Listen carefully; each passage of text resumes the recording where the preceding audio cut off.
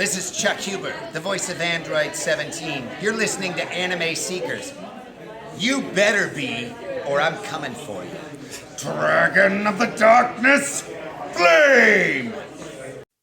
Jedi Squadron is a podcast run by the Anime Secrets website. Check us out at animesecrets.org for more anime, video game, tokusatsu, and now Star Wars content. Remember to follow us on Spotify, Apple Podcasts, YouTube, or wherever you listen to podcasts today. Hello, new Padawans, and welcome to the Jedi Squadron podcast. Here, you will be taking lessons in the many pieces of the Star Wars universe, whether it be the movies, animated series, video games, comics, and etc. This is your training into becoming a Star Wars fan as part of the Jedi Squadron. May your training go well, and may the Force be with you, young Padawans. What is going on, Star Wars Nation? This is the Jedi Squadron podcast presented by animesecrets.org. I am your host, Nathan Dessa. And I'm Rizwan Merchant. And today we are continuing our trend of reviewing the Star Wars original trilogy. We're taking a look at the second installment, as well as, at least in my opinion, the greatest movie that was ever created, The Empire Strikes Back. We're going to be following a similar structure to how we did the original movie, and I think we're going to have a lot of fun talking about that. So, how do you feel about reviewing this movie, Riz? Just some brief talk before we jump in. I'm excited because it's interesting. This is the movie I've seen the least in the last 5 years, I think. Because A New Hope, they've had two symphony orchestras come to either Lafayette, Louisiana, where I grew up, and then one in Houston, where I live now. Mm-hmm. And so I've seen A New Hope twice with a symphony orchestra doing the background music. And then it's a new year now. What am I talking about? Last year, for May the 4th, they played Return to the Jedi in theater. So I've seen these two movies in the past, year, but Empire Strikes Back I have not seen in quite some time. It's probably been a little bit over around 5 years, maybe. Yeah. So it was really refreshing to see it because there are some things about the movie that, I knew about it, but I forgot about it at the same time, if that makes sense. Yep. So, no, that's my take, is that I'm excited because it's something that, while I've seen it all my life, it felt new, not having seen it in a while. Mm-hmm. Yeah, so. It's funny that you mentioned that, because, this is, I watched this more often when I was, a teenager because I had the DVD set, but funnily enough, when I was a kid and, I watched these things on VHS, this was the one that I watched the least, because I had, my brother had that VHS set of the original cuts, the one that, the one that you got to digitize those to Plex. But I don't know what happened, but somehow the copy of The Empire Strikes Back got lost. So I could watch A New Hope all the time, and I could watch Return of the Jedi all the time. But the only way I could ever watch The Empire Strikes Back was maybe sometimes when I went to my grandmother's house, she would take me to Blockbuster and I would rent The Empire Strikes Back, but that would be it. So yeah, that's kind of funny. No, that makes sense. And those VHS tapes are hard to find and work with. I know. But anyway, let's start off with a brief history of this movie. Not going to go into too much detail, but, we should, kind of address some of this stuff. So, as most of you people know, as we established in the previous review, the original Star Wars movie was not expected to be a big hit. Many people thought it was going to fail and it was just going to be a complete flop. But George Lucas always intended for there to be a sequel to the movie. And believe it or not, there was actually a contingency plan if the movie did fail. He had a script be written for a low-budget film, and that script was actually adapted into the low-budget... into the novel Splinter of the Mind's Eye, which was supposed to be a low-budget sequel to the movie. And if you want to know the details about Splinter of the Mind's Eye, well, that's one of my early podcasts. I did a whole podcast and review on that novel, so you can go back there and check that out. Very interesting. You should totally listen to that. And that's not just me shamelessly plugging my own reviews. I mean, I listened to it and I thought it was pretty awesome. Like, to hear those details of how things could have been, right? Yep. And I think it's interesting. Another thing to add on to it is I hadn't seen this movie in a while, and I've listened to your podcast on Splinter to Mind's Eye. And so things that they did in the movie, it it definitely felt like your review of the book connected them. Yep. So I could see this being like, I know it's not canon per se, but it could be canon, dang it. I mean, it was considered canon in the Legends. It was So in the legend, it was canon, but it's not canon according to the mouse, and the mouse is what makes the rules, you know? yeah, I know. Now, it's important to note that George Lucas did not direct this movie. In fact, ironically enough, this is, if we don't count the sequels, the sequel trilogy, where George Lucas was not involved whatsoever, this, of the original 6 movies, this is the movie where George Lucas had the least amount of involvement. He had a lot of, he was really stressed out while directing the original film, and it was having effects on his mental health, so he didn't want to return to directing. Most of his work was just as executive produce, making like studio exec type of stuff, but he was very hands off in terms of this, except for helping with the writing. Believe it or not, him having very little involvement actually allowed him to spend more time working on his other big film, Raiders of the Lost Ark, the first Indiana Jones movie, which was actually released the year after this movie came out. And director Irvin Kershner took the job.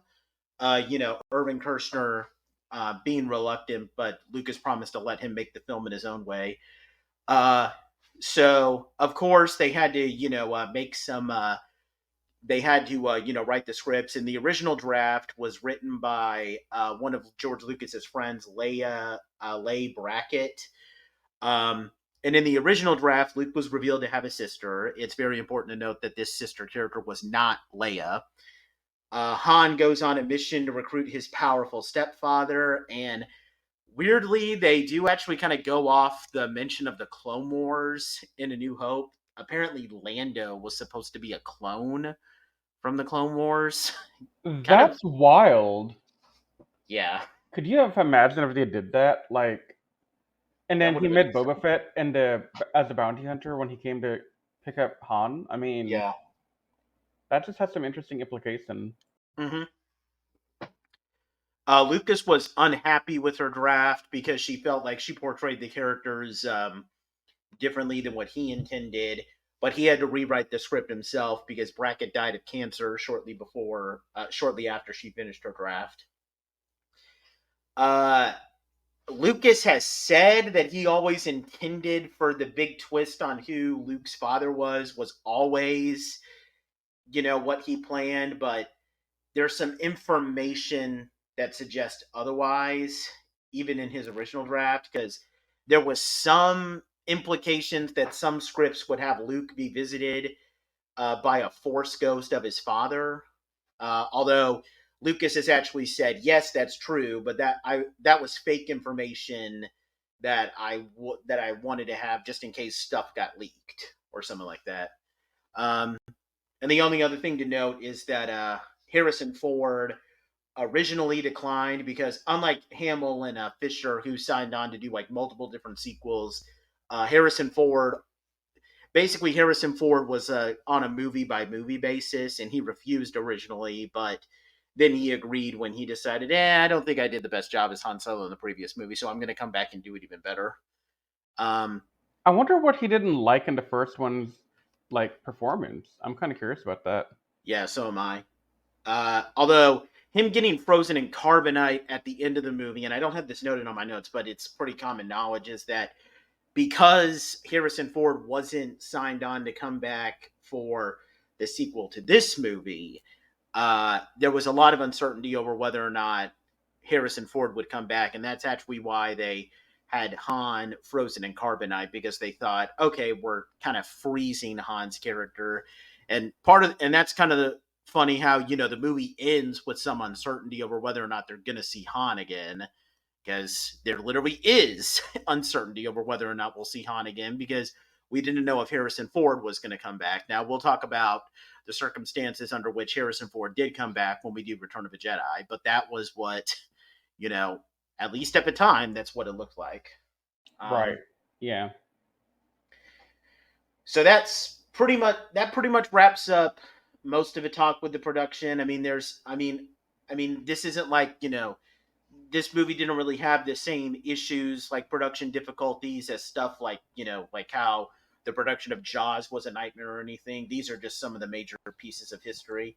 So, well, I mean, the good news here is Lucas made enough money to create the Skywalker Ranch or whatever his ranch is in California mm-hmm. in his studio and all that. So he had the money to build his own studio after this movie, and he was able to finance the movie from his own studio. Like, he didn't have to go get investors and all that nonsense that people normally have to go through when they're getting a movie made. Yep. So he was the boss, and I mean, it worked for him. Mm-hmm. All right, so let's jump into the quick plot summary. Everybody knows the plot to this movie, but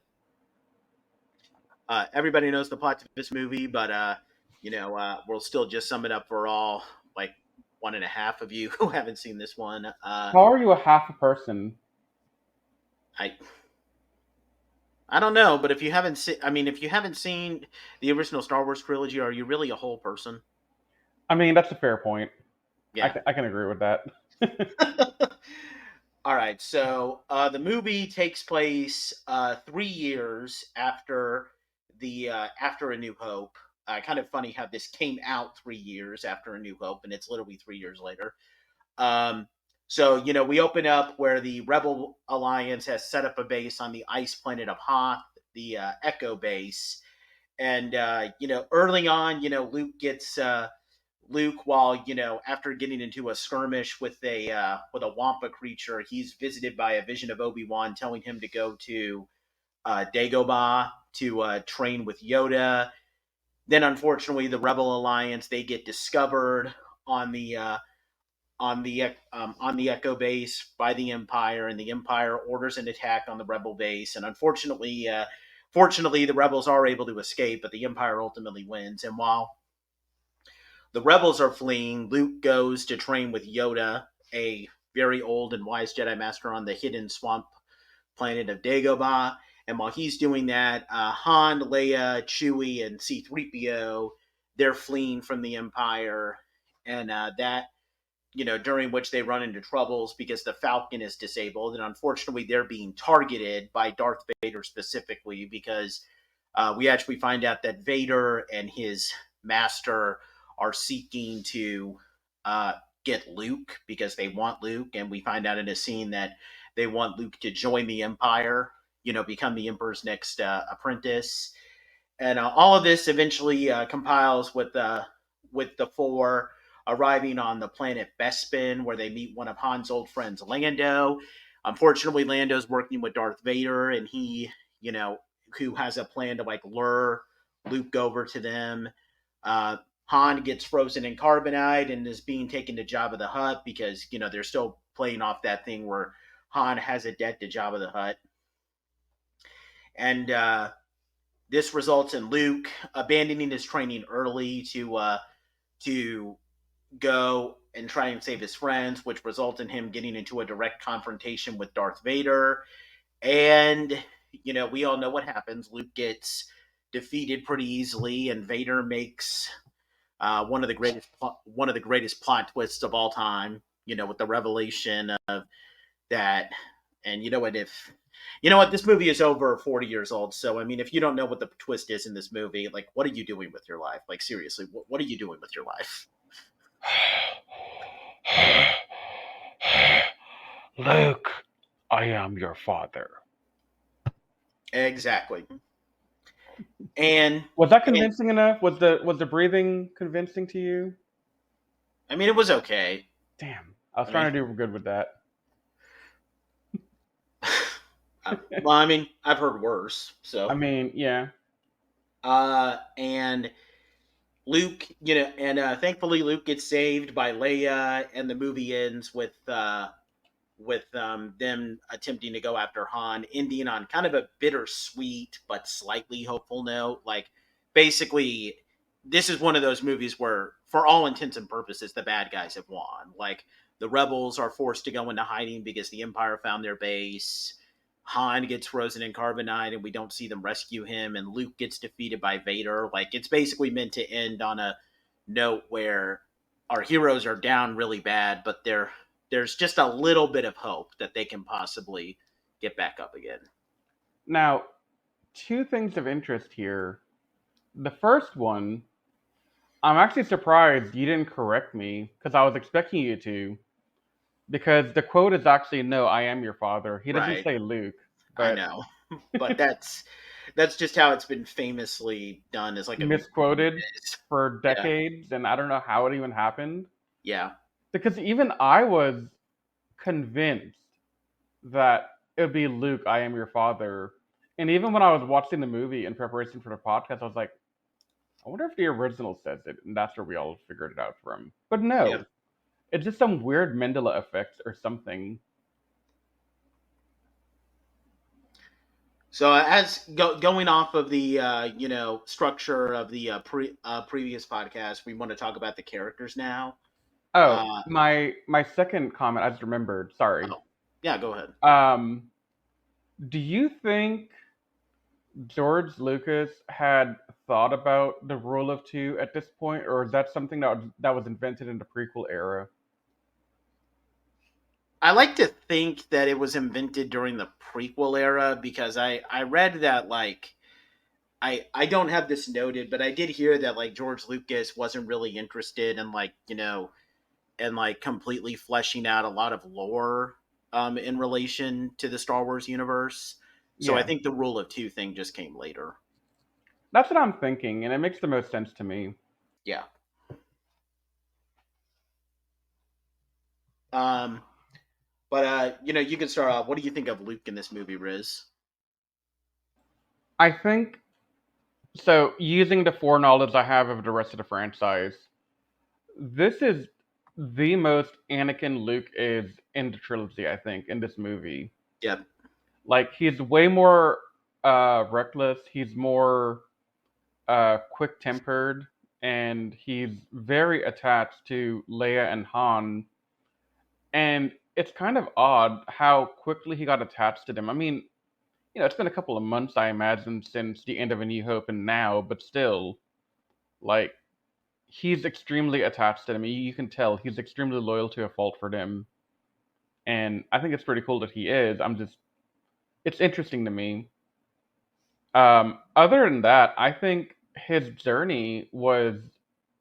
We talked about the hero's journey in the first podcast a little bit, and this is the part in the hero's journey where he finds that wisecracking mentor who will help him along the way and train him, and that's Yoda. I mean, yeah, he had Obi-Wan, but Obi-Wan didn't survive, and he really needed a mentor. So that's kind of a. It's interesting, right? Like the way that they followed it. I think it. I kind of agree with that, and honestly, like, this is kind of where I like Luke a lot, because we're I especially love how he clashes with Yoda, and how he deals with a lot of uncertainty over whether or not he can use the Force. Because I don't know, watching this movie again, especially after I read the book Hair to the Jedi, it's interesting to see Luke, because Hair to the Jedi is another book that I reviewed on the podcast, which kind of explains it's basically supposed to be like it's a glorified way to explain how Luke is able to, like, just barely summon his lightsaber to his hand, because we see him actually use the Force to call his lightsaber to him in the Wampa Cave. So I thought that was so I thought that seeing him here was really seeing how he's become a little bit better like that is cool. I do. Go ahead, Riz. You were gonna say something. Oh no, I was gonna say it definitely fits in with the fact that there's a book in the middle where he was training more, and it shows that he was really learning about the Force and getting better at it. Yeah. But I I feel like I don't know. It's interesting seeing him here versus where we see him, uh, in Return of a Jedi, where it's cool just seeing him like this because it makes sense. He's because I feel like he became his like frustration with Yoda, especially when Yoda doesn't think that like he can be trained to be a Jedi. I feel like him destroying the Death Star made him feel a little cocky, like he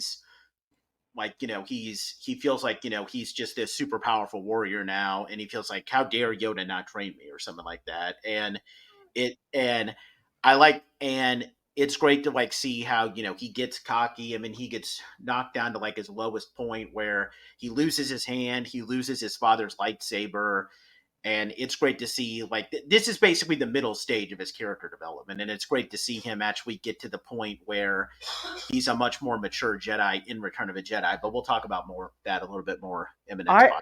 I got a different take on that actually. So I didn't see him being cocky post destroying the Death Star.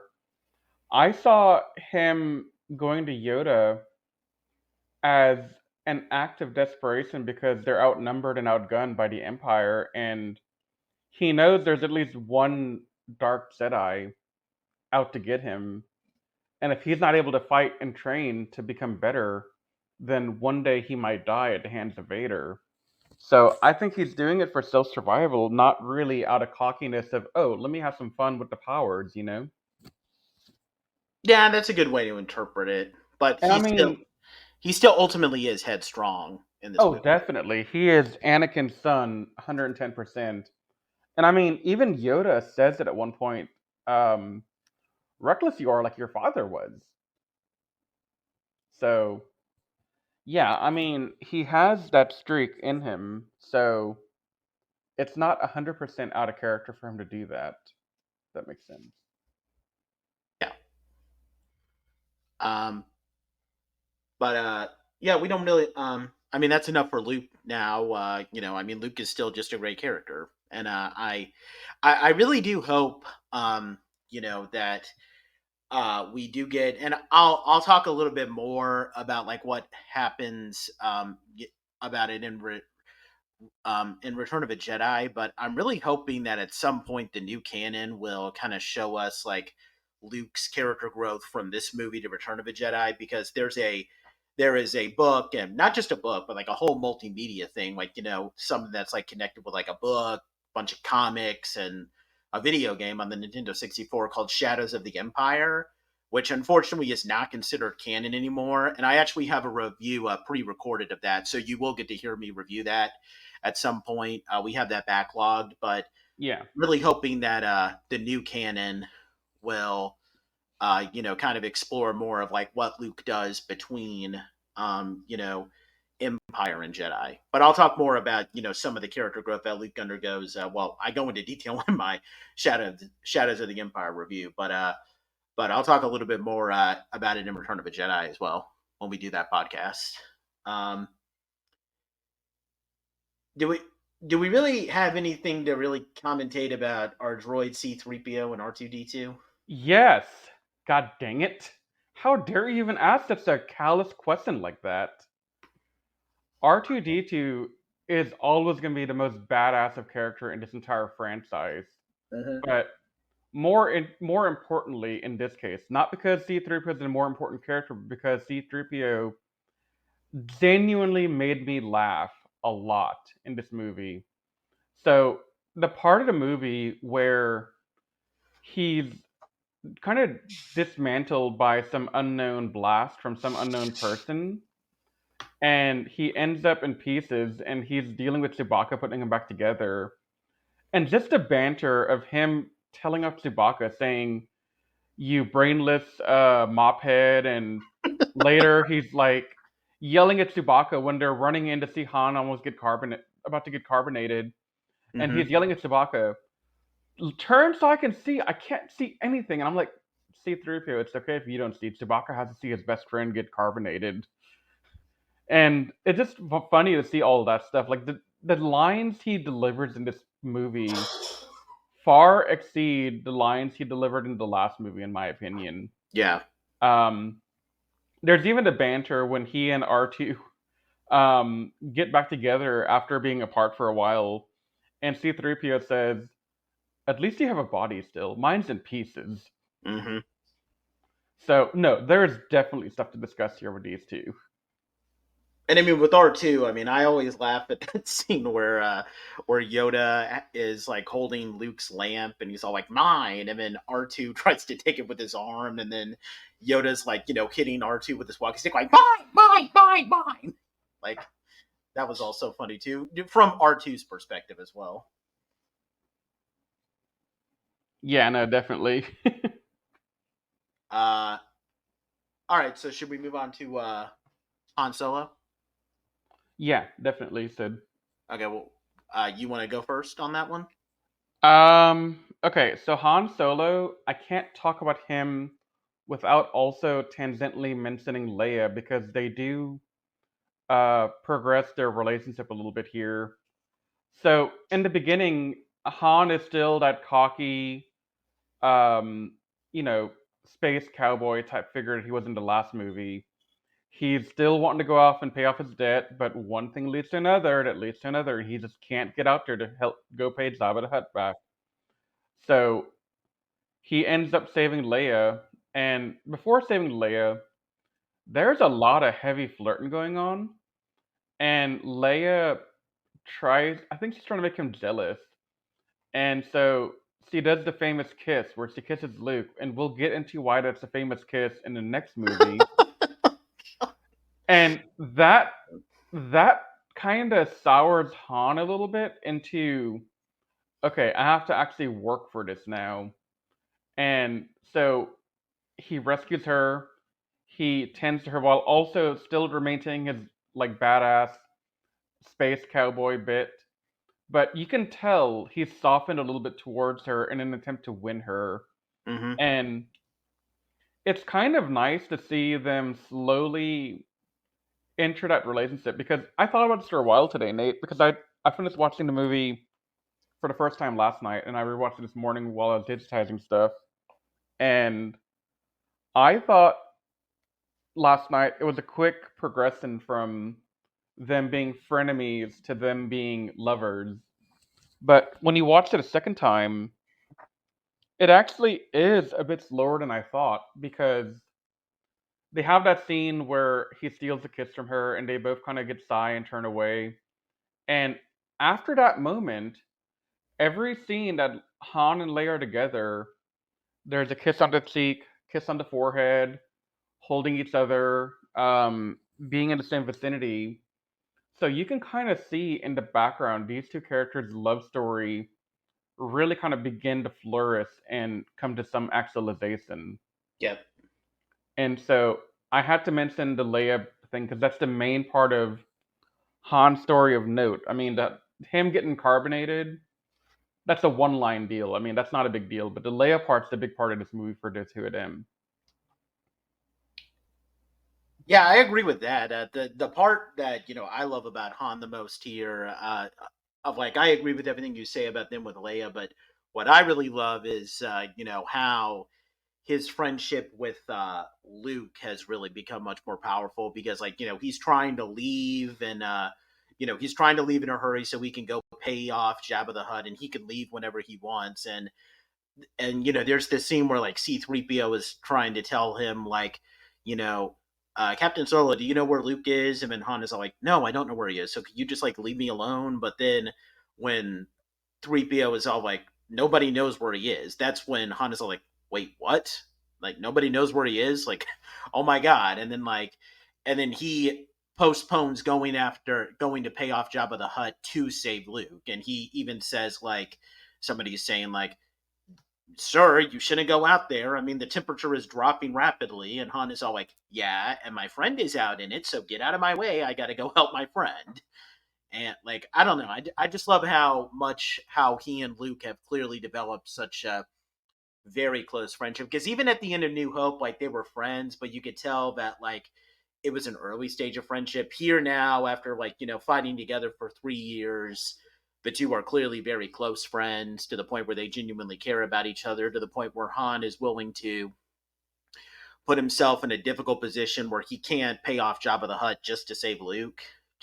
And not only that, but like that scene where they say goodbye in quotations, because they don't actually say it during the haunt. You can tell that they have a genuine connection, because like they're looking at each other. They think this might be the last time we see each other.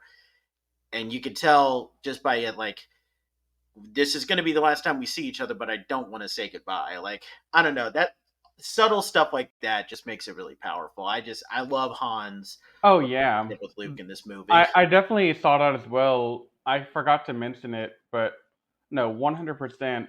He is a lot closer to the Rebel Alliance now, whether he wanted to be or not. Yep.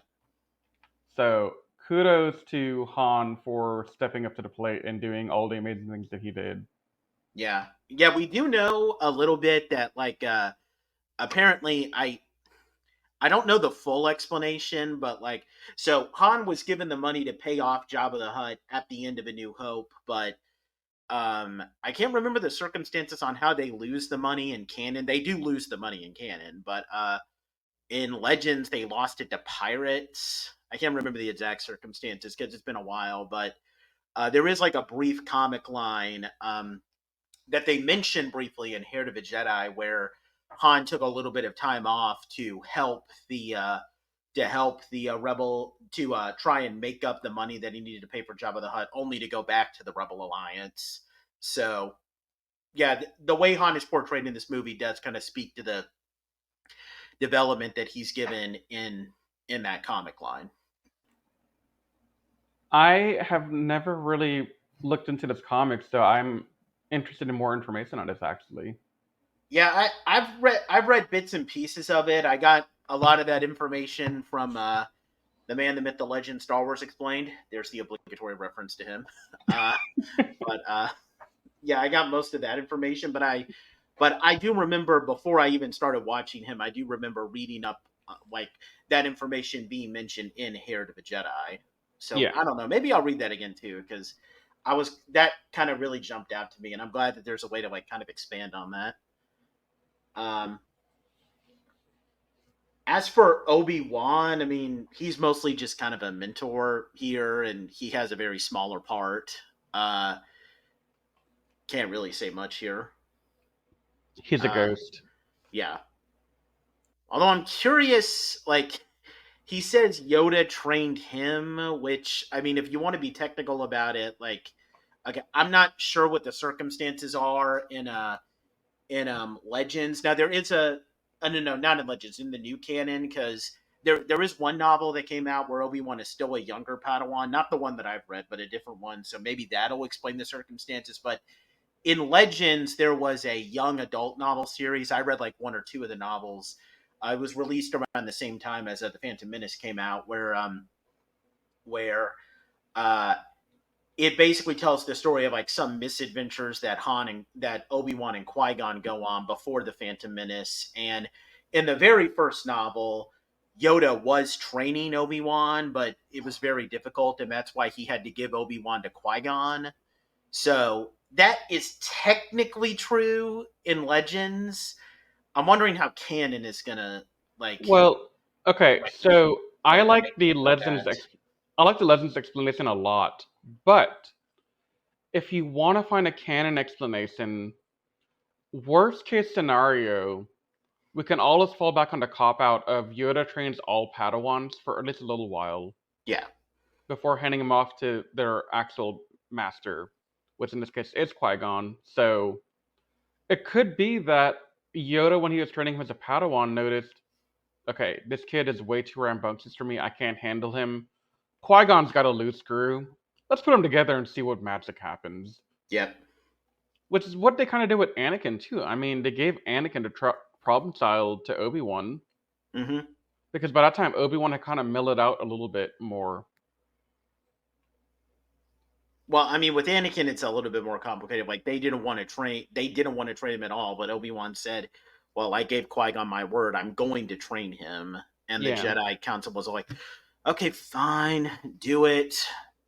Well, Like okay, that. so we'll get into this in more detail in Phantom Menace, but my recollection is, um, he wanted to train Anakin, but also at the time he was not a Jedi Knight yet. He was still a Padawan learner in most of the Phantom Menace movie.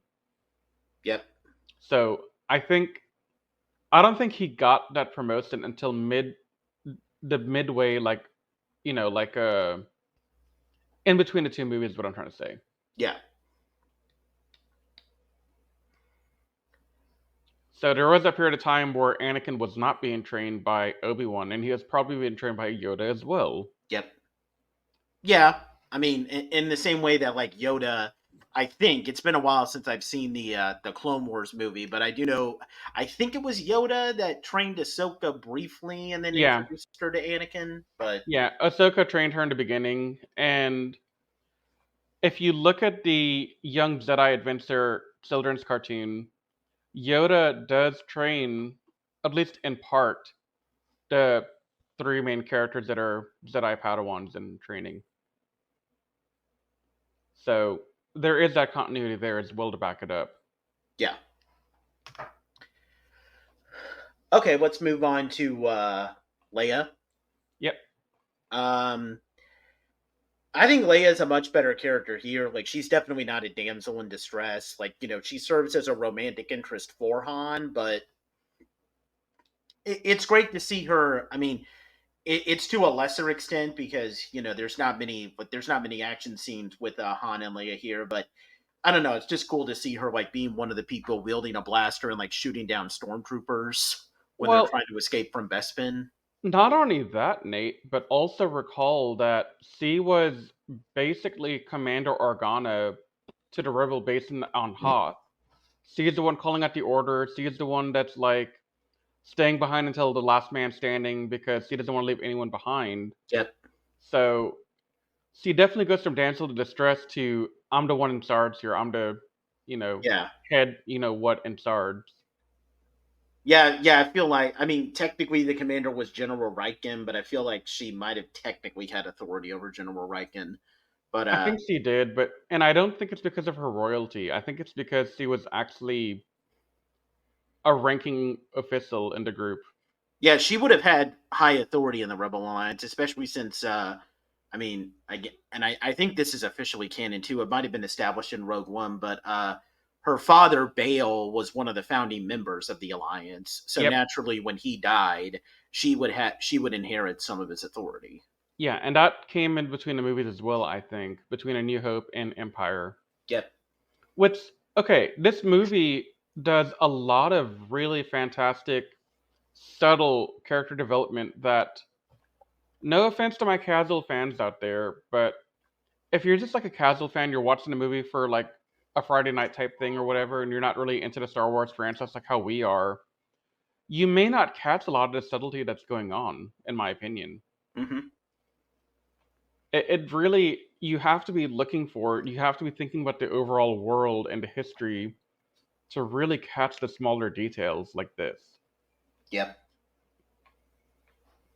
And I like how this movie, it's not outright stated, but anybody who, is able to like kind of do the math, like this movie does kind of establish that like she is also a hope for the Alliance, because when Luke is leaving Dagobah, Obi-Wan says that boy is our last hope, and then Yoda says no, there is another. And then the fact that Luke is able to reach out to Leia with the Force, that kind of subtly gives the idea that she has abilities in the Force. And again, this was an idea that I feel like was invented for this movie, because if you go and watch my or listen to my Splinter of the Mind's Eye review, you'll know that at least in that story, Leia has absolutely no Force sensitivity whatsoever, and I go into the details on how that's the case and how that's part of just this like alternative timeline with Splinter of the Mind's Eye.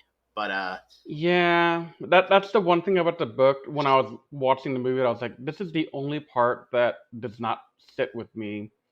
Is that Leia was not force sensitive in the book, but she's force sensitive here. I guess in the Legends continuity, they would kind of explain it as her just not being aware of her force sensitivity, but I don't see how Well, that's an explanation. well, actually, it could be. I mean, think about Luke and Anakin before him. They didn't know that they were force sensitive until somebody came and told them. But both of them are very excellent natural pilots. Like they have that skill set. Yeah, And that's true. Anakin, when they're talking about Anakin skills, I remember Qui-Gon does say he's using the Force without realizing it. I mean, I don't think he outright said it, but he hinted it a couple times that the pod racing is only possible because of that. Yeah.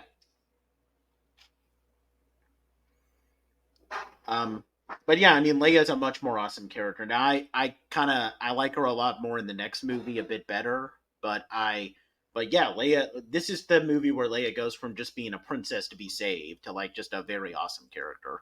She goes from princess to general. Yep. Okay, I don't have him listed on the outline here, and I do apologize for forgetting about him. But let's talk about the powerful Jedi Grandmaster Yoda. Talk about Yoda, we must. Yes. Yoda. Okay, so again, I haven't really seen Empire in a long time. So my memory of Yoda is more based in the prequels and the Clone Wars animated. So I'm used to Yoda being the calm, collected, pensive character who's doling out the advice on, how Yep. to be one with the Force and the Force be one with you. Um, I'm not used to him being this wacky and zany and like eccentric. Yeah, I know. And he's also a little puppet in this movie, and it's so different to see him as a puppet and see him just like, I don't know, acting a fool basically. Yeah, I feel like he was a puppet in the Phantom Menace too. Although they've since, in a lot of the newer versions, they've put the CGI model over the puppet now. But like, when it comes to Puppet Yoda, like, I have to admit, it's kind of funny to watch Puppet Yoda in this movie in particular. It's a little bit better in Return of the Jedi, but here, for those of you who don't know, Yoda is being performed by Frank Oz, who does a lot of who did a lot of puppet work at the time for the Muppets. Like he did a lot of stuff for the Muppet Show and Sesame Street, and it it definitely shows because I mean, let's be honest. If you took that Yoda puppet and put him in a little sketch on Sesame Street, it would fit in because his voice sounds very similar to the Grover voice that he uses, Grover from Sesame Street. Like I remember when I watched this for the first time in like many years, and I literally heard Grover's voice when he's like, "Oh wait, put your weapon. I mean you no harm." Like it's very interesting and kind of funny to see Puppet Yoda here, if Oh, you know what it's I mean. it's hilarious. And going back to the Sesame Street thing, I could imagine him and the Count hanging out because the Count's learning how to count, and Yoda's English is all kinds of backwards. Yeah. It'd be a great pairing, in my opinion. Yeah, it's funny how C3PO and R2D2 both appeared on a Sesame Street episode, but we never saw Yoda. Uh, but yeah, ignoring that, I mean, just the funniness of like just seeing Yoda here. Like, I would say that that this, this establishes Yoda, and I mean, there's a reason why Yoda is often seen as like, Yoda is like in my opinion at least, and maybe this is my bias from a Star Wars fan, but Yoda, in my opinion, is the best old wise mentor character. Like, some people like to say Dumbledore from Harry Potter. Some people like to say Gandalf from Lord of the Rings. I still choose Yoda. because I just feel like, I mean, he sometimes he speaks in riddles, but he does provide genuine wisdom, and you can tell that he genuinely cares for Luke, but he also just finds Luke to be frustrating. And given what we learn in the movie later, it makes sense why he would feel reluctant to train Luke and feel kind of frustrated with him, because he knows what Luke can become, because his father became that. If so, I mean, Yoda's pretty simple here, but I mean, Yoda is one of those people where no matter what era you look at, he's still just an awesome wise mentor character, just a great Jedi. Yeah, no, definitely. All right, let's talk about probably one of my favorite characters to ever be introduced in Star Wars. Chewbacca? Well, I was going to say Lando, but Oh, I mean, you forgot Chewbacca on the outline too. I just noticed that. sorry about that. Well, for Chewie, I mean, I think Chewie is really good here. I like how affectionate he is with Luke when he like gives him that really big hug, and I love his loyalty to Han and all that, which they go into more detail in not Splinter of the Mind's Eye, Shadows of the Empire. But yeah, I mean, Chewie is still just Chewie here. He's an awesome character, and I'm glad that he's here. Yeah, no, there's not much to say about Chewie. He's most of the movie. He's just off tinkering with electronics. Like he's fixing the Millennium Falcon, he's fixing C-3PO, and that's about it. But the thing that kind of stuck out with me about Chewie that is worth at least a small mention is anytime Han is perceived to be in trouble, he will drop what he's doing to go check on Han first. Like case in point, when they bring Han back after kind of roughing him up a little bit before he's put into carbonite, Chewbacca's in the prison thing, and he's working on C-3PO, and he sees Han come in, and Han's thrown to the ground, and he basically drops C-3PO to go check on Han to make sure he's okay. And I mean, that's just a true like bro moment right there for the two of them. Yep. So, and then there's also that moment later on where Han is about to get carbonated and he's getting angry, and it takes Han to calm him down, saying, "Chewie, we'll get him next time. Don't worry. Protect the princess." And Chewbacca's like, "Ah," and Han's like, "You better do it." Yeah, and I love how that's the particular part that they expand on in the in Shadows of the Empire that I really love. Like Chewie's following Leia everywhere, and she just gets annoyed by it quite a bit. Yeah. And I talk about that in my Shadows of the Empire review. But yeah, I mean, Chewie is still just Chewie. Chewie's awesome. Yeah. All right, now we can talk about Lando. Yep, now we can talk about Lando. I love Lando, and I really like one of the things that I really don't like about the sequel trilogy is how they don't put Lando in until the last movie, because I just love Lando. Like Billy D. Williams plays this guy really great. He just oozes charisma with like that cool guy voice. Like I don't know, it's just Billy D. Williams' performance. And honestly, I mean, even when he's played by Donald Glover also does a great here too. Like he's clearly, I mean, he's kind of a gambler, so he can be a bit of a con man, but at the same time, you kind of realize there's some complexities to him, because at first you think, oh, he sold them out just so that the Empire would get off his back, but then when he sees like this deal that he's made is just kind of screwing him over left and right, he kind of realizes, okay, that this isn't working, and he actually turns on the Empire and tries to save Han and the rest of the group. So he's clearly a very morally gray person like Han, but at the end of the day, he's a good guy. Well, I mean, Lando has a lot of baggage that he has to carry in this movie.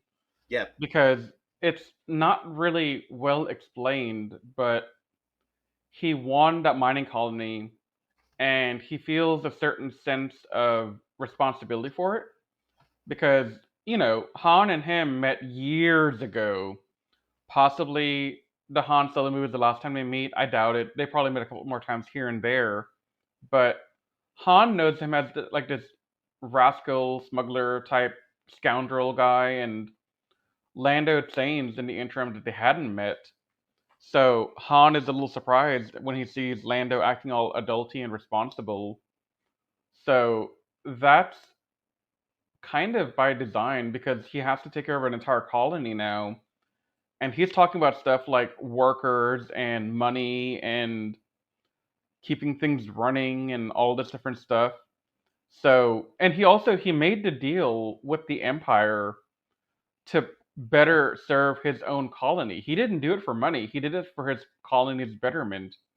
Because if, as you know more about the expanded universe that we're in, the Empire, whatever they touch, will over time deteriorate to not being anything worth having because the Empire will use it all up for their agenda, leaving nothing for the everyday man to have.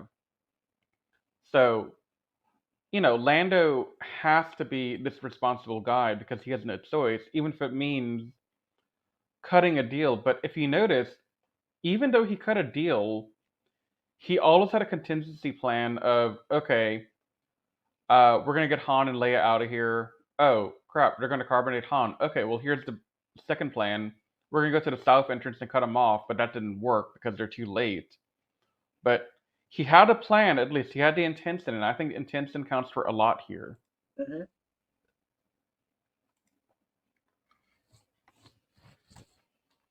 Yeah, I mean, I don't know.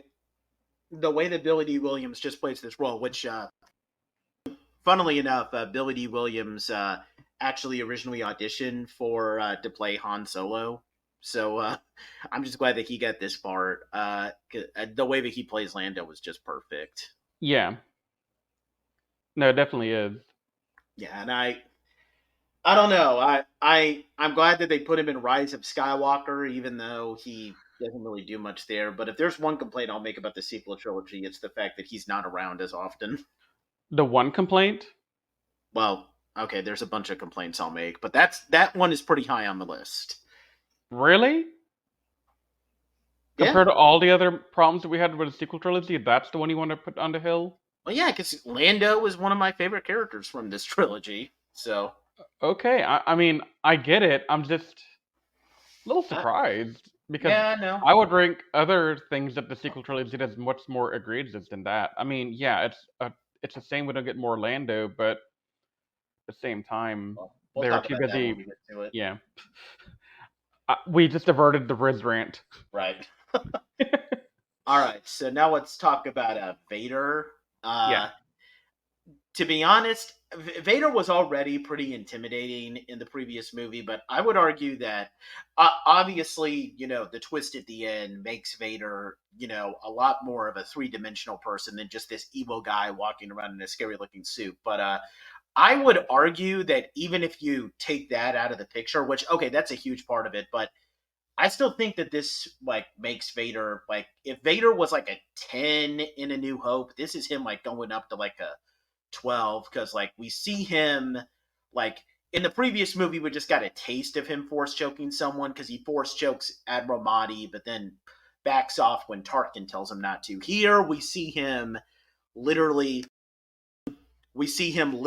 kill 2 Imperial officers by choking them, and one of those times he's not even twisting his fingers, he's just sitting in his meditation chamber not doing anything while Admiral Ozzel just suffocates to death. I mean, you gotta also point out that he's doing this remotely. They're not in the same room. I don't even think they're in the same station or ship or whatever. No, they would be on the same ship. Oh, they were on the same ship? I thought Yeah. they were on different ships the way they were talking. No, because Admiral Ozzel was the command. Since he was the admiral, he would be the commander of the Super Star Destroyer, and Vader's meditation chamber was located on the Super Star Destroyer. Okay, got you. So we see him do that. There's actually the scene at the end where the Falcon escapes, and Admiral Piet is all like, "Oh no, they escaped."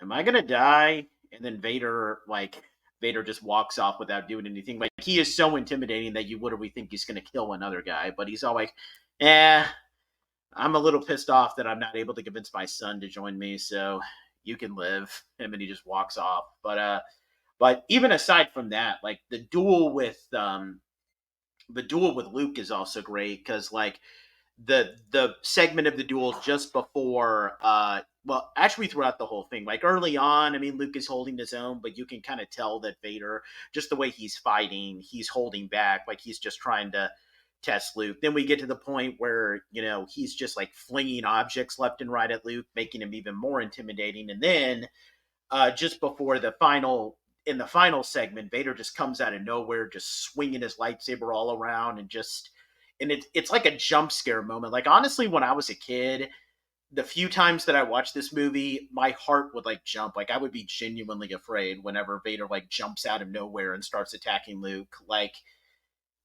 he is made to be far more intimidating and just looks so much more like terrifying. And he was already pretty scary in the original movie, but this movie is kind of saying, "Oh, were you scared of him last time? Well, you haven't seen nothing yet." So, yeah, I just what they really I don't if I watched the original movie back in 1977 and thought they couldn't make Vader any better, this movie would have proven me wrong. Even if you do take out the twist with his identity.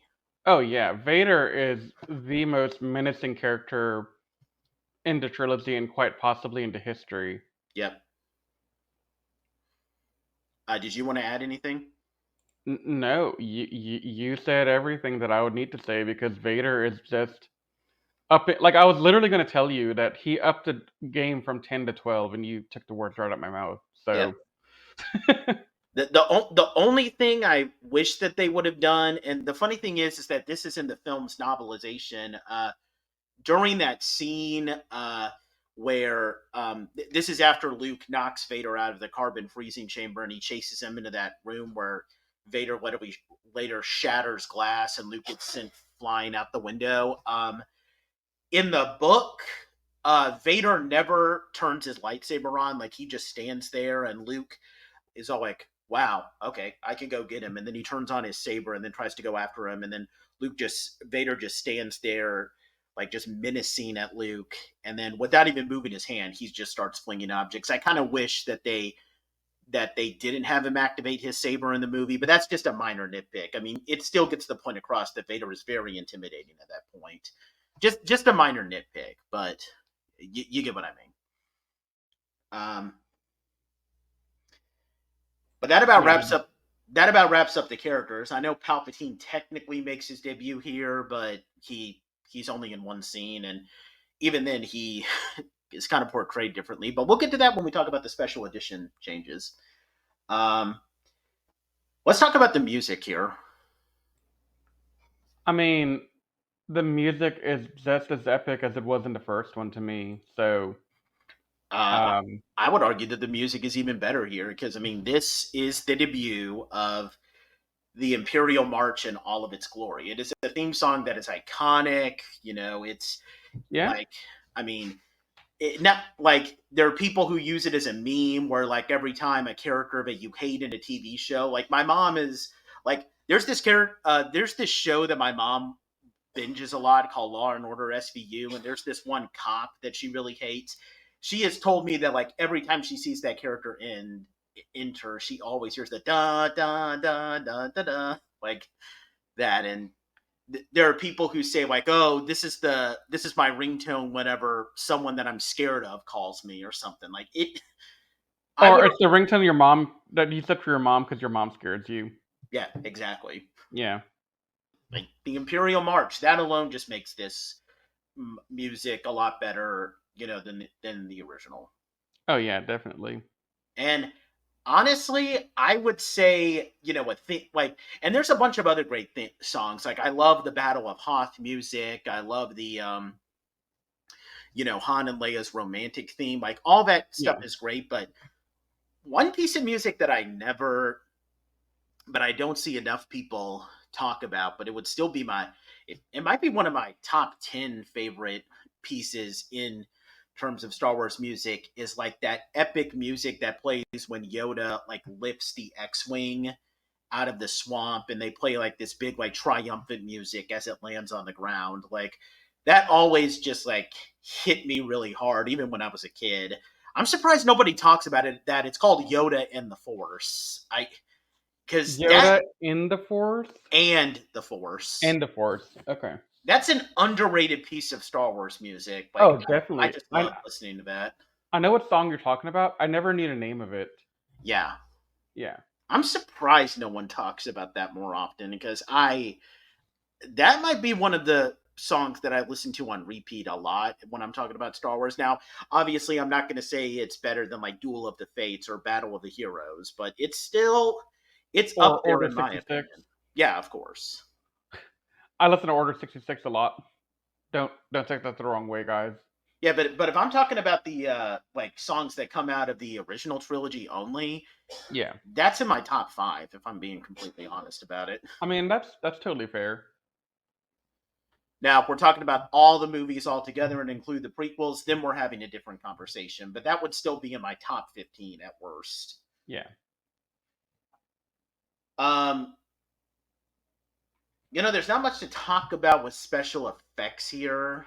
I mean, the effects are on a much bigger scale, and I would argue that, like, if you want to talk about the scale of the special effects, just watch that very first scene where they're playing the Imperial March, where, like, we see where we're shown, like, a really small Star Destroyer, and it's like, oh, you think this Star Destroyer is intimidating? Look at this big Star Destroyer. Oh, you think that Star Destroyer looks intimidating? Look at this giant Super Star Destroyer that makes all of them look like ants. I mean, look at his interview with Leonard Maltin.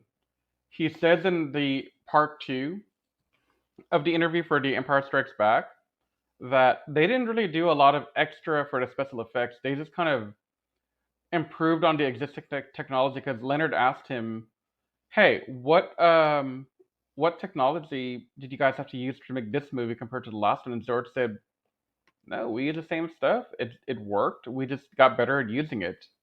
Yep. I mean, yeah, the special effects aren't really much to talk about. I mean, they're still great because this is Star Wars, but still. Yeah. All right, now let's move on to the more infamous part. Let's talk about the special edition changes now. You ready? Oh boy, here we go. Now, thankfully, everybody, Empire did not get that many changes, but there's a handful of them, including 2 major ones. So let's begin. We're going to start with some of the minor audio changes. So the first big change is when C-3PO and R2 are meeting Luke in the medical room after he's been treated in Bacta. After C-3PO says, Master Luke, sir, it's so great to see you fully functional again. There's actually a line that was not in the original where Luke says, thanks, 3PO. That was added, not in the original. The announcement, the first transport is away. The first transport is away. That was altered, sounding a little bit clearer compared to what it was in the original. During the Battle of Hoth, when Luke and Zev Seneska, that's Rogue 2. That's the pilot that actually discovered Han and Luke when they were out in the snow. They're approaching 2 ATs, and Luke calls out, "This is it," just before Zev gets shot down. It wasn't in the original, but I feel like this was something that was fixed, because you can see Luke's lips move saying this is it, but you can't hear anything. So I feel like maybe Mark Hamill said that line and it was just, they forgot to add it. So that's one. Now this is a change that I hate. Kind of makes me, it doesn't like boil my blood or anything, but it is kind of frustrating. So in the original cut, after R2 gets spat out by that dragon snake creature in Dagobah, when Luke is helping R2 up, he says in a very like lighthearted tone, "You're lucky you don't taste very good." But in the special editions, they change it to, "You were lucky to get out of there," in a more stern tone. I don't like that change, because it's like, I don't know. The original was perfect because it's like, oh, haha, R2 almost got eaten alive, and Luke was able to inject some humor into this dark moment. Like, Okay, as someone who has watched The Empire Strikes Back 3 times in the last like 4 days, um, that annoys me because I haven't seen the special edition or beyond. I've only seen the OG release, and I loved "You're lucky you don't taste very good." yeah, That line to me was just amazing and just hilarious. yeah, I So hate the that they fact that they took changed it that. out, I don't see the point of it. Yeah, Like, okay, I understand that, in the last one you mentioned with Luke talking to Zev that okay, Luke is clearly mouthing something, his lips are moving, they forgot to do some production. That's fine, you can fix that. But why fix this? What do you get from it? Like, was there some kind of like PTA soccer moms group that was going off saying, "Oh, ha, ha, ha, you can't have Luke tell a robot he doesn't taste very good"? I mean, this isn't this doesn't even make sense for the Satanic Panic. I mean, this is just a weird thing to nitpick and change for no reason. yep. During the chase scene in the asteroid field, there's an added line of C-3PO saying, in the original line, he just said, oh, this is suicide. And then in the special editions, they add the line, there's nowhere to go, before Han spots the cave to land in. For some reason, and I kind of like this change, in the original, during transitions between scenes, they always play, in the original, they always play the same, like dun dun dun dun dun dun dun, dun, at the beginning of the Imperial March. But in special editions, they kind of change. They do different versions of it to kind of fit the tone of the transition. So, which I like that. I don't mind. They changed the line of "Who are you?" Went by a C-3PO shooter each time. This is a change that I really like. In the original, so Boba Fett has 4 lines. He has uh, "He's no good to me dead." No. He has "As you wish." He's no good to me dead. What if he doesn't survive? He's worth a lot to me. And his famous line from this movie: "Put Captain Solo in the cargo hold." All of these lines were in the original movie spoken by the actor who plays him. That is Jeremy Bullock or Bullock. I don't know how to pronounce his name. Fun fact before you continue, because I somehow forgot until yesterday when I was watching the movie. Did I ever tell you I've met Jeremy Bullock before? Oh yeah. I think you did. Yeah. So I have a photo of me and Jeremy Bullock. May he rest in peace, because I realized while looking him up that he's no longer with us. Yep. So yeah, I just think that's a really cool thing that I have the video now of him doing the original lines before Tamara Morrison comes in. Which, again, I don't mind Morrison, but Jeremy Bullock, I've met him in person. Yep. We got that bond now.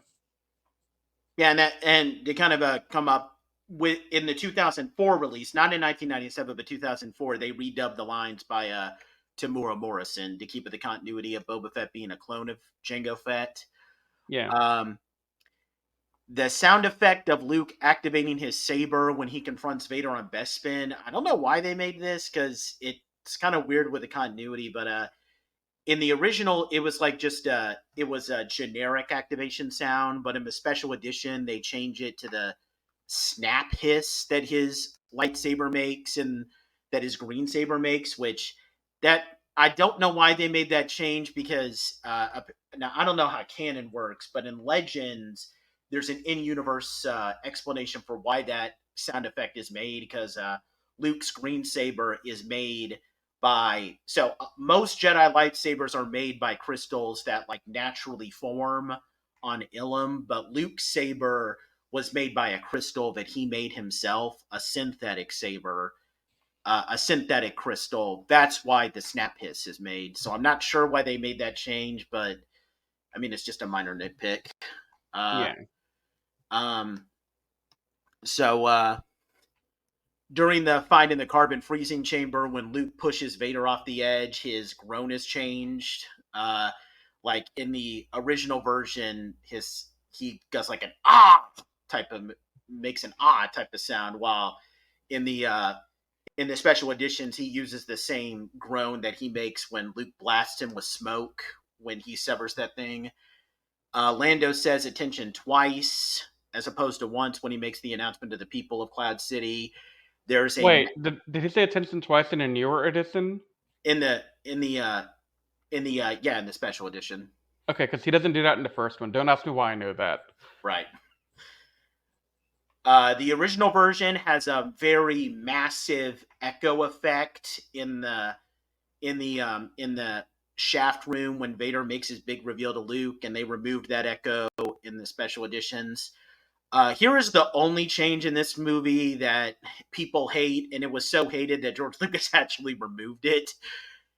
In the 1997 version, and it's very clear, only the 1997 version, when Luke falls from the platform, he is heard screaming, and here's why this whole thing is bad. Now, of course, it's already bad because Luke's screaming, I mean, this makes him look incredibly less heroic than he actually is, because think about it, like, Vader is saying, join me, and then Luke is all like, no, I would rather die than join you. Like, he's trying to go out like a hero.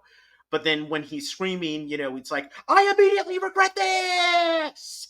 So, that's just stupid. But here's what makes it even worse. That's not Mark Hamill screaming. That's recycled audio of Emperor Palpatine screaming when he's being killed by Vader. Like, yeah, that's so stupid. Why would they do that? Like, what was wrong with his scream that you had to replace it with Palpatine's scream? I don't know, but thankfully this received so much criticism. Even George Lucas realized that it was stupid, so he took that out, and it's not in the 2004 version of the 2011 version. It's only exclusive to the 1997 version. Yeah, I'm glad that didn't propagate because that sounds terrible. Yes. And then the last minor audio change is that in the original version, when Vader's leaving Cloud City, he furiously orders someone to bring my shuttle. While in the special edition, the line is altered to him saying, quote, alert my Star Destroyer to prepare for my arrival. He's slightly less angry there. Some other minor changes. There's an added CGI shot of Boba Fett Slave 1 pursuing the Millennium Falcon. There's more shots of the Millennium Falcon being escorted into Cloud City. In the original, it simply cuts from a shot of it flying toward Cloud City immediately to it landing. Probably the big thing that George Lucas wanted to emphasize here is that a lot of shots of Cloud City are heavily altered.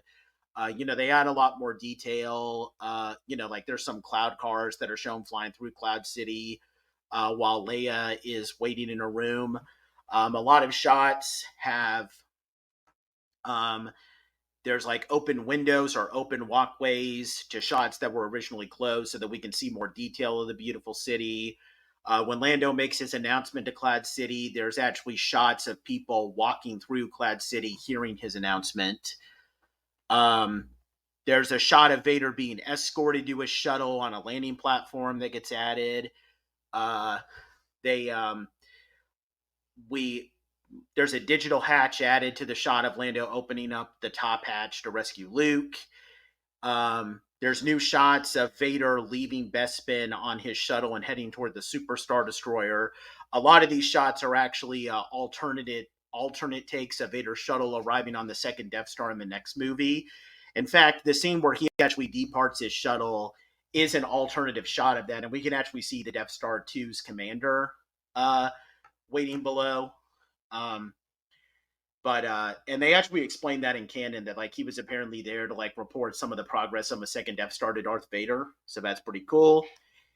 And the minor change is that when Admiral Pia reports to Vader that the Falcon's hyperdrive is offline, for some reason in the original, his rank insignia is incorrectly placed on his right breast, and the special edition corrects it to where it's on his left breast.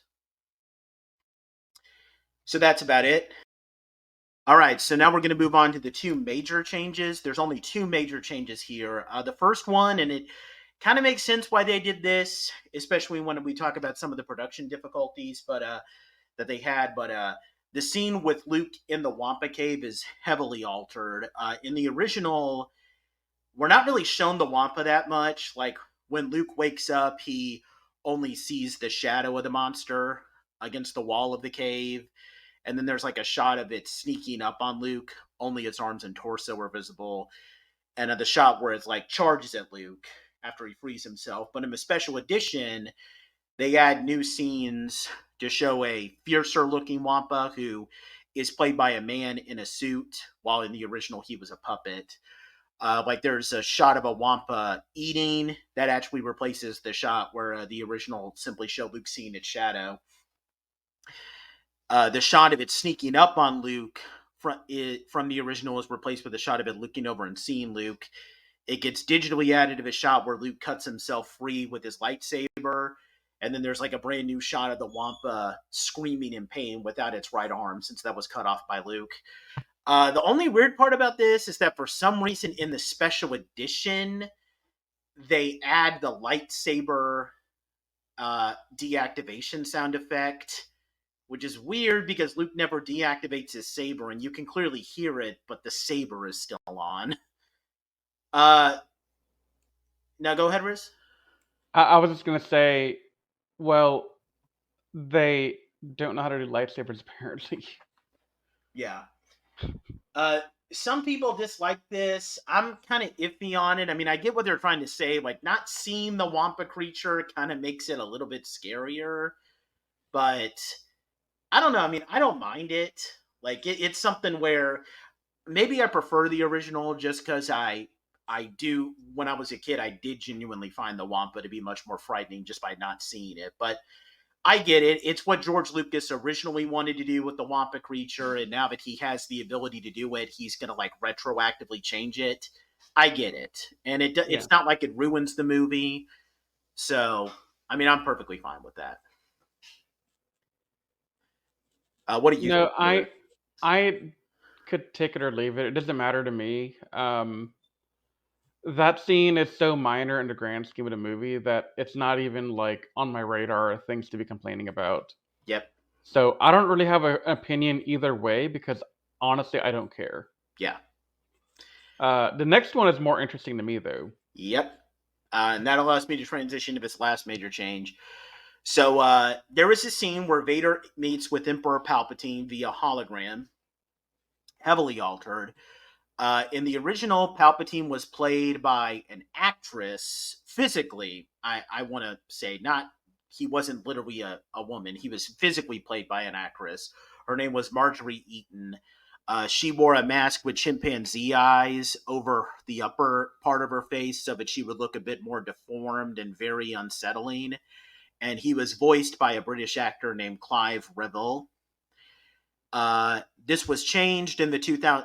Okay, it's kind of weird. Like some people have shown me edits that I assumed were in the 1997 version where they replaced it with the Ian McDiarmid version, the way he looks in Return of a Jedi. But so maybe that's the case, but I haven't seen anything with that. So I'm going to assume that that it was largely unchanged in the 1997 version. But then in the 2004 version, that's when they change it. They have Palpatine now be portrayed by Ian McDiarmid. That's the actor who has played him in every other Star Wars movie. He appears in his Revenge of the Sith likeness. And the dialogue is also changed. In the original, Palpatine simply calls their new enemy Luke Skywalker, while in the special edition, Palpatine refers to him as, quote, the young rebel who destroyed the Death Star, unquote. And there's a bit of more added dialogue of Palpatine in between these segments where Palpatine tells Vader, this boy is the offspring of Anakin Skywalker, and Vader says, how is that possible? And then Palpatine says, search your feelings, Lord Vader. You well know it to be true. Yeah. I really don't know how I feel about this change. Like, what do you think, Riz? Okay, so I don't mind the dialogue changes. That's not a big deal because they're both pretty well. It could work either way. If I'm being honest with you, I don't really care for Marjorie Eaton's Palpatine here as much as I liked Ian McDermott. Yeah, Ian McDermott is just iconic at this point. So I mean, I'm glad they changed it.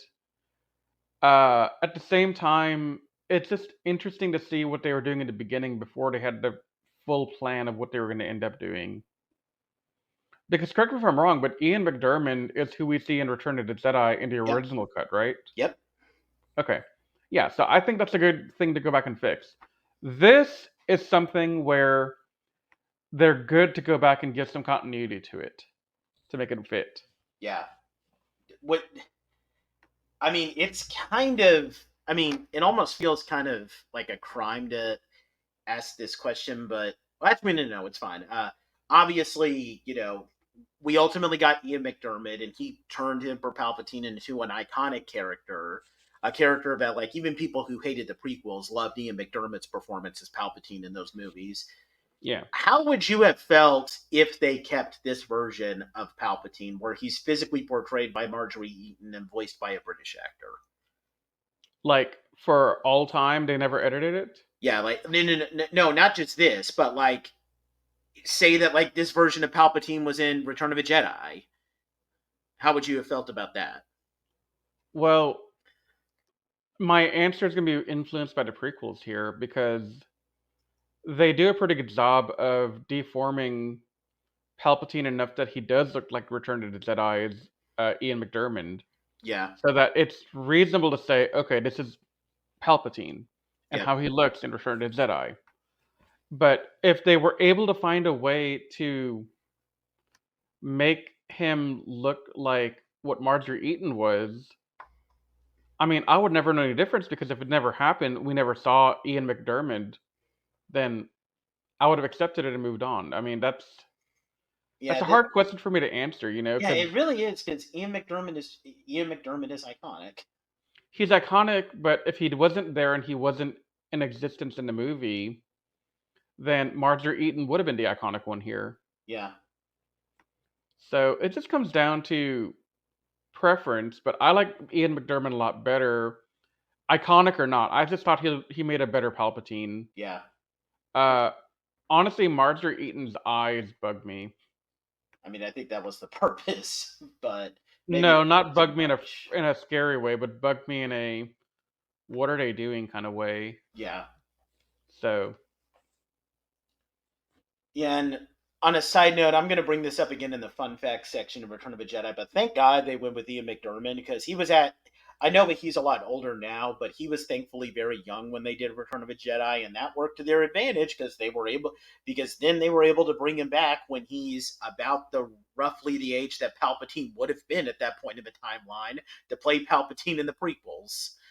Like that was probably one of the most like perfect casting decisions ever. Not just from the way that Ian McDermott plays the role, but also just from like a practical perspective of like bringing him back to play technically a younger version of Palpatine in the prequels, if you know what I mean. So yeah, that wraps up the special edition changes. Not as many egregious changes in this version as the others, thankfully. So are you ready to move on to some more fun facts? I'm ready. Let's do it. All right. So, for starters, this is actually the first Star Wars movie to have an episode number in its opening text crawl. The original movie was only known as Star Wars in its original release. So this one actually starts off with episode 5, The Empire Strikes Back. This is something I told Riz, and I've actually found, I thought that this was a fact, but now it's kind of disputed. So there's an urban legend regarding this movie that the scene where Luke is attacked by the Wampa was actually added specifically to explain the different facial features of Luke, because shortly after finishing filming A New Hope, Mark Hamill was in a horrible car accident, and he had to undergo very severe facial reconstruction surgery, and they wanted to explain why Luke's face looked a little different. There are stories that both support and refute this idea, but yeah, although it's still kind of funny because like you could kind of tell in the that they were really trying hard to hide this in the Star Wars Holiday Special, which, okay, maybe I shouldn't have mentioned that by name because the Star Wars Holiday Special was terrible, but they put a We're lot gonna of... review it at some point, though. You know that, right? Do I have to review that?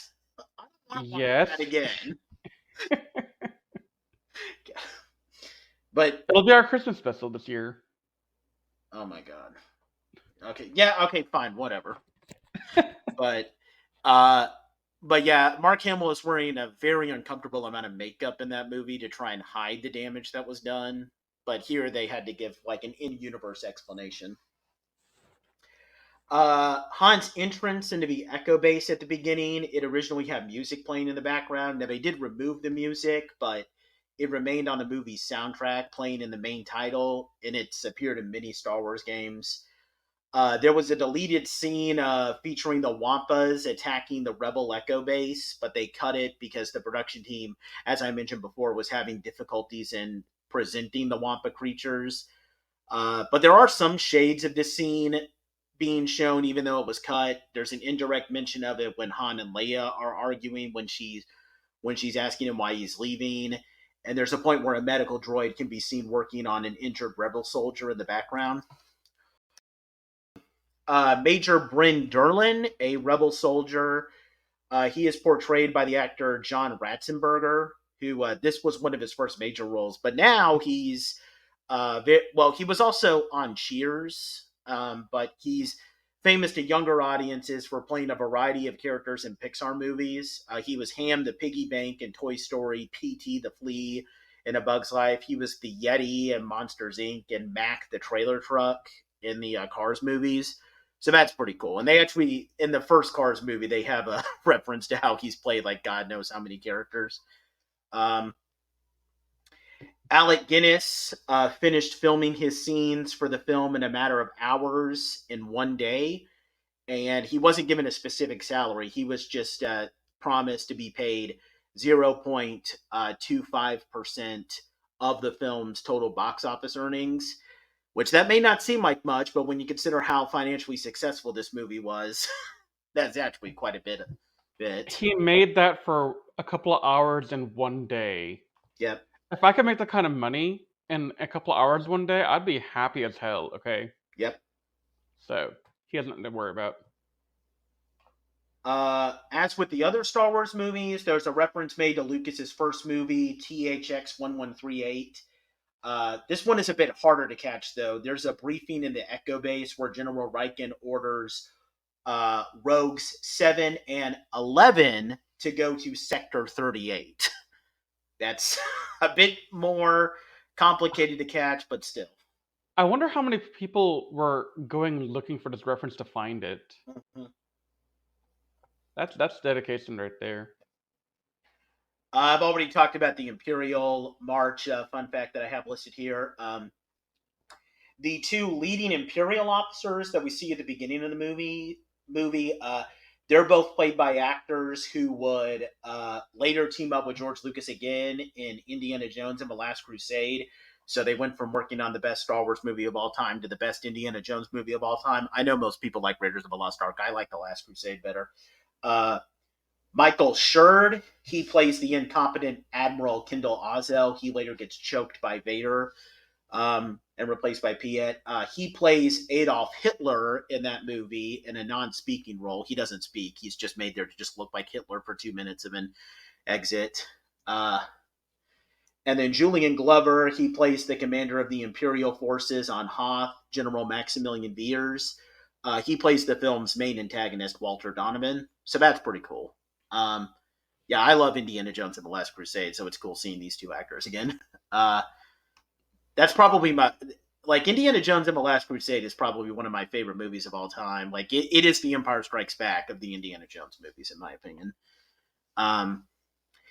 Speaking of General Veers, there is a scene featuring a Rebel pilot, Hobby. We actually saw Hobby again in Rebels. He was one of the pilots recruited with Wedge by Sabine in that Rebels episode. There was a scene where he crashes his snow speeder into the head of General Veers' AT-AT just immediately after General Veers destroys the power generator, and it kills them both. this scene was cut, but it was included in the film's novelization. And according to the Mouse, this scene is canon. While it wasn't declared canon in Legends, but according to the Mouse, which is Riz said, the Mouse rules what is and isn't. That's canon. That General Veers dies when Hobby smashes his snow speeder into the guy's AT-AT. There's also another deleted scene where 3PO rips off a yellow sticker on a door to a room where the two Wampas that attack the base are being held. And he tricks a group of snow troopers into entering it so that they can get killed by the creatures. The scene was cut, but we can actually see the door with the sticker on it in the background. Here's a funny thing that almost everyone knows. During the asteroid field sequence, there's some joke items that are floating through space to be, seen as asteroids. Two of the most famous ones are a shoe and a potato. I thought I saw a shoe in there. Yeah. The scene of the asteroid field chase is brought up in the book Lost Stars. It's told from an alternate point of view where an Imperial watches in horror as she watches her friends die, chasing a freighter, wondering why the ship has so much value. And if you're wondering if that's me just giving a shameless plug to tell you all to stop what you're doing and go read the book Lost Stars already, that's exactly what it is. You need to read Lost Stars. I'm going to be doing a podcast with it, but I want Riz on me with it. Read Lost Stars. That is a mandatory Star Wars reading, in my opinion. The food used in the prop for Luke's ration box on Dagobah, it was filled with what Mark Hamill has called airline food. So mixed nuts, mints, Tic Tacs, sesame sticks, and crackers. So that's pretty funny. I think it's funny that you mentioned Tic Tac specifically after mentioning mints. Yeah. Well, there's rumors that the production for Dagobah was delayed because Frank Oz, who performed Yoda, had a fear of snakes. Frank Oz hasn't confirmed this, but he did say that he was kind of freaked out by the snakes. Here's another mention of this thing that I guess we're going to be reviewing soon. This is technically the first appearance of Boba Fett, but he actually made his debut in the Star Wars Holiday Special. Oh my god. It's okay, Nathan. You have 11 months to get ready. Thank God. The insult that the rude protocol droid makes toward 3PO at Cloud City, where she just says "Ichutta," it's never been translated. The only implications is that it was too crude to translate. So I wonder what he said. Maybe I'll use that in passing by now. Yeah, totally. There's been debate over whether on just how long Luke spent training with Yoda on Dagobah in terms of the film's timeline, but the movie is kind of trying to imply that planets that are strong with the Force, like Dagobah, don't have a normal passage of time. And this is actually backed up because Luke early on says that Dagobah is, quote, something out of a dream, unquote. That backs this up. It implies that when you enter Dagobah, you're entering a dreamlike state.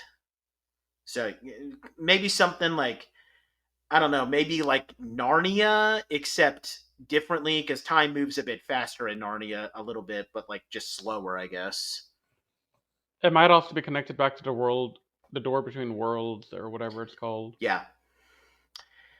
This is an infamous change. Han's line to Leia just before he's frozen is supposed to be, "I love you too," but Harrison Ford and director Irvin Kershner believed the line didn't work, and they underwent several reshoots trying to find the right line before it became the iconic "I know."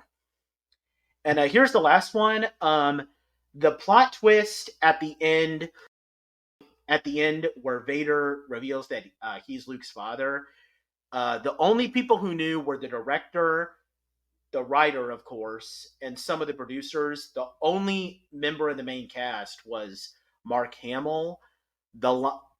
Everybody knew that there was. I don't think many people knew there were going to be a big twist, but when they were actually filming and they had to have David Prowse speak the lines, the line that David Prowse used was, quote, "Obi-Wan killed your father." Now, I originally thought that was supposed to be the twist, but apparently that's not true. That was all the twist of Vader being Luke's father was always planned. They just wanted to keep it all hush hush between the cast, so they just had David Prowse speak a fake twist, if that makes sense. I mean, technically, both are true. Oh yeah, I'm just now realizing that's true. I mean, Obi-Wan didn't kill Anakin, but he kind of was the one that disfigured him to the point where he became Vader. Yeah, that's true. So, but that wraps up the fun facts. So now we could just talk about some of our favorite moments. What's your? I just spoke for quite a bit of time, Riz. So what's your favorite scene? so like I mentioned earlier, one of my favorite scenes was this 3PO and Chewbacca having their back and forth. I thought that was freaking hysterical. I also greatly enjoyed, while Yoda was a bit more eccentric, I enjoyed eccentric Yoda more than I remember enjoying him as a kid. He just cracks me up, and I thought he's a fantastic little puppet to go running around and doing his little things. Like, I want to have like a side TV show or like a spin-off or something of just Yoda living on Dagobah, and maybe he has like, I don't know, animal friends or something. It's like just him doing his own little thing, or maybe I don't know. But I think that was a fun scene. Then also the lightsaber fights in this are a lot better Yep. because they spend a lot more time doing it this time, and there's a lot more of it. And I think those are also really fun. What about you, Nate? So I love this scene in the cave on Dagobah. I feel like that's one of the best. Like I mean, not only does it kind of foreshadow the twist in a clever way, but I mean, even if you just want to look at it from like the symbolic value of at the time, like it's a perfect way to show Luke like what he could become if he doesn't listen to Yoda's advice. Because remember, like when Luke was about to go into the cave, Yoda said, "You're not going to need your weapons." But Luke takes them anyway because he's just afraid. And honestly, I like that scene even more when Luke has a flashback to it in Shadows of the Empire, because it gives more of an in-depth analysis on like what Luke is going through mentally when he's fighting Vader there. Of course, I love the lightsaber duel between Luke and Vader. I mean, that obviously it's not as action packed as the Mustafar duel or the Darth Maul duel, but it's still great. And yeah, I also love the Battle of Hoth, and but yeah, I would say that either the lightsaber duel on Bespin or the Dagobah cave battle is probably the best in my opinion. What do we want to say for our favorite Force moment here, Riz? So I have two. So I'll say one, and you can say your next, and I'll say my last. Unless you have two as well, then we'll just alternate. Okay, you can go first. Yeah. So I personally liked Yoda pulling the TIE fighter out. You mean No, the the X-wing? X-wing out. Yeah, the X-wing out of the swamp, and just showing Luke the true extent of the power of the Force, and really showing the viewers the power of the Force, because up until that point, we didn't really know that this was going to be a thing. Like, we knew they had the Force. We knew they could do stuff like grab the lightsaber from, like Luke did earlier in the movie. But to lift a whole ass plane out of the swamp, I mean, that's next level greatness right there to me. Yeah, totally. And that's honestly my favorite Force moment in the series, in the movie too. And Oh, you okay. you just kind of did it justice. Okay, so my other one is actually Luke and Leia's connection. I think that speaks to the greater Force theory in that Leia is Force sensitive, but she doesn't really know it. She doesn't understand it. And I don't think Luke even knew that she was the one. He just was crying out for help because he's calling for Ben over and over again. Yep. and then he shifts to calling for Leia, and Leia hears it.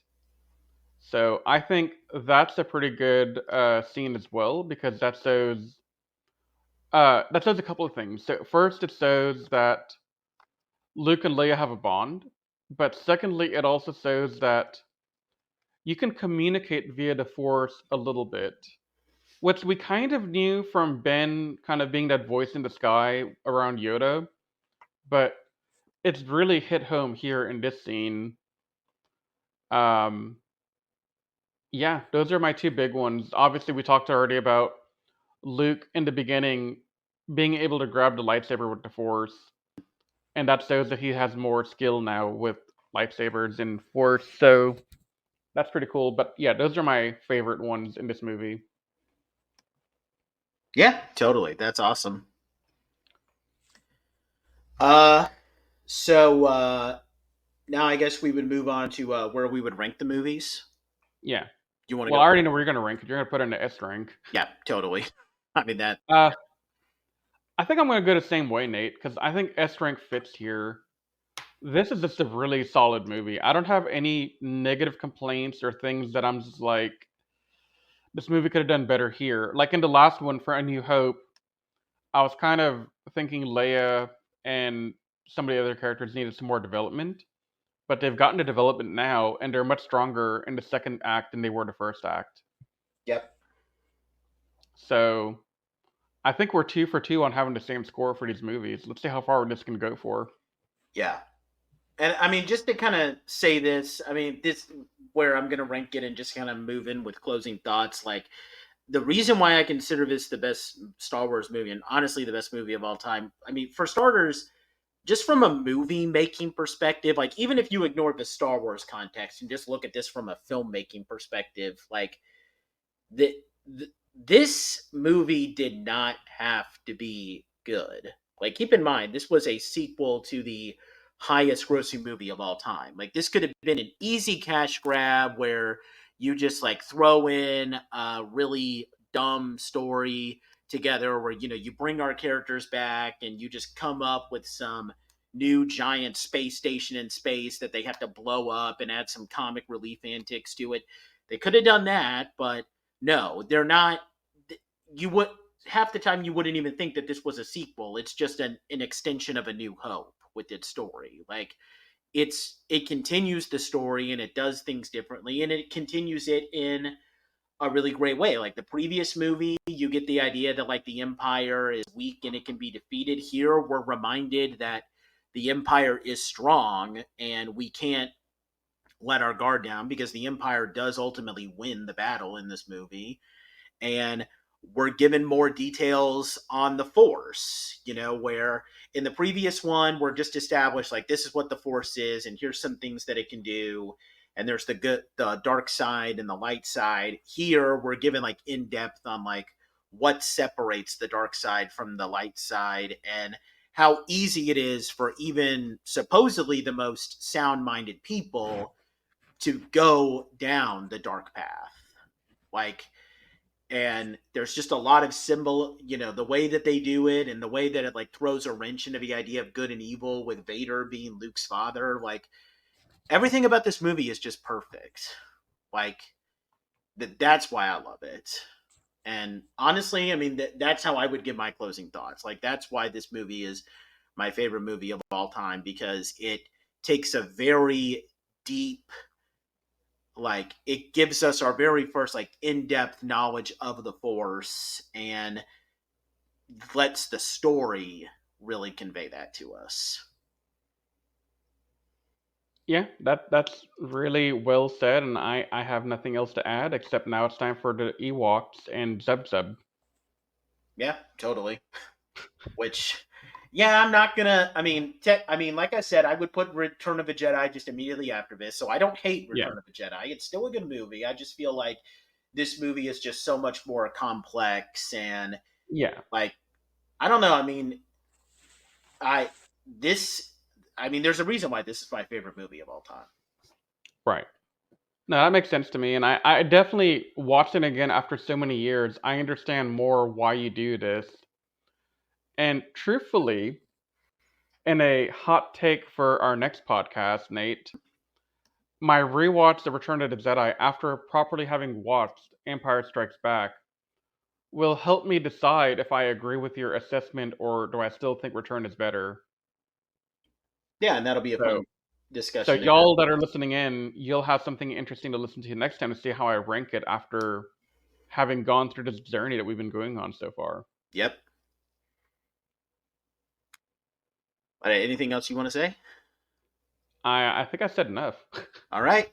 Yeah, we just wrapped this up. I personally had a really fun time, reviewing this. The only other thing I'll say is that this has always been my favorite Star Wars movie. Now, I'll admit, when I was like a little kid, like I kind of liked it for selfish reasons. Like I kind of remember specifically when I was like a little kid on the autistic spectrum with no real critical thinking skills. I'm like, man, I like Empire Strikes Back because Luke has the blue saber here, and blue's my favorite color, and I prefer that to green, where he uses the green saber in Return of a Jedi. I feel kind of embarrassed saying that because I did a bunch of things that I'm embarrassed of when I was a kid, but like. But as an adult, I just love it for like the deeper elements that I just said. So Valid both ways. Blue lightsabers are awesome. yeah. Purples are better. Ask Mace Windu. Oh yeah, purples are awesome. Yeah. But yeah, I enjoyed really revisiting this. I mean, honestly, Yeah, just same. describing how I feel about it is just kind of putting it in words just makes me realize how great of a movie this is. Yeah. But with that said, that wraps this up. For our next podcast, we're going to be doing Return of the Jedi to wrap up the original trilogy. Like we've said in our previous podcasts, we are going to try to take a look at the Bad Batch Season 3. We're going to have to play that by ear, though, because we do have some things coming up in our personal lives. But we are going to get that done for you. And we're also going to be taking a look at all the other great Star Wars animated content. With that said, check us out at animesecrets.org, where you can see our Toku Secrets and Animated Classified podcast. If you're watching this on YouTube, please like this video and subscribe to our channel if you're not already subscribed. Leave a comment down below with any commentary. If you're listening to us on Spotify or iTunes, we appreciate that. You can reach out to us on animesecrets.org to, for any feedback you'd like to give us. And leave us a review out of 4 or 5 stars, however you like to do it. And also stay tuned for some of my book reviews. I'm currently reading the first High Republic novel. Riz is working on the Thrawn novel. We'll have reviews out for you. And Riz is going to be doing a solo review on that. What's the name of that show again, Riz? The Adventures of the Young Jedi. It's that little cartoon for the kids. Yep. Yeah, Riz will be checking that out. And that about wraps this up. We hope you guys enjoyed it, and we thank you guys so much for taking the time to listen to this podcast. And we'll see you guys next time when we take a look at Return of a Jedi. But until that time, you guys stay safe. We love you, and may the Force be with you.